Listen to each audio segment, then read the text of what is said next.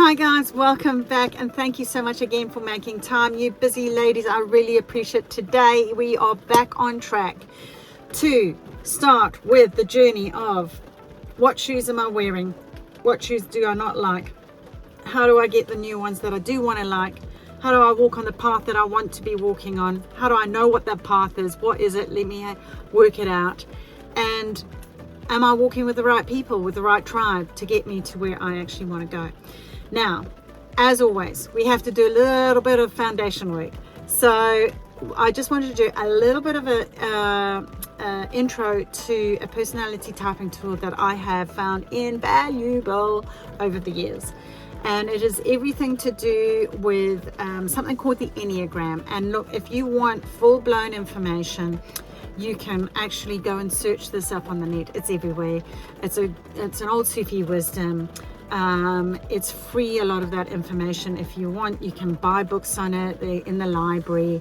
It's going to be included in my book, which I'm in the process of writing now. So eventually you can get more information in that if you ever want to go down that road. And it's, I'm going to oddly call it Shoe Psychology. What do your shoes tell you about you?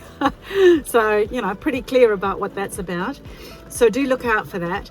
And the Enneagram is this personality typing tool that has been so useful to me in work, relationships, with my coaching.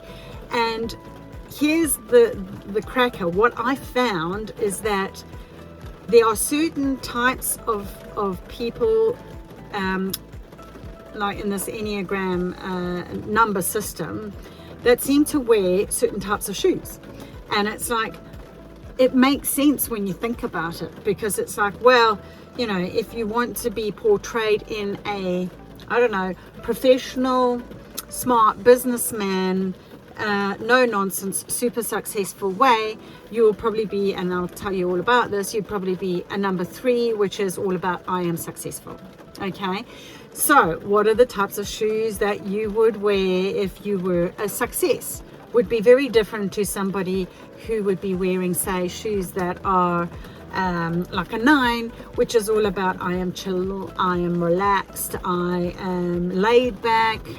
They would probably more inclined to wear something like jandals or slip-on shoes or no shoes, or you know, something that's going to be outdoorsy, beach wear kind of stuff. So that gives you an idea, is that, you know, you're going to have multiple different types of shoes that would fit in each of these numbers quite comfortably. And it, you know, when you can just look at somebody and go, oh yeah, you know, it gives you the ability to understand what that person is like. I don't, some people say, well, Vicki, don't you kind of, isn't that kind of manipulative, you know, when you sort of get on top of what it is that they like and how they are right from the get-go? And I go, no, because for me, it's what you do with that information that counts. If you want to choose to use it in a manipulative way, then so be it. That's your choice. That's not my choice. That's not where I come from. For me, it's an understanding of how that person operates. I can get a better understanding what motivates them, what demotivates them, what stresses them. Quite often, if they're imbalanced, I find that there's, and this is something that I personally have discovered. It's not something that I have found in research anywhere. Is that there's a scale within each of the numbers. So if you're completely imbalanced, you're right at the top in your Richter scale, and you're not coping well, it's going to play to all the bad characteristics, the poor characteristics of that particular number.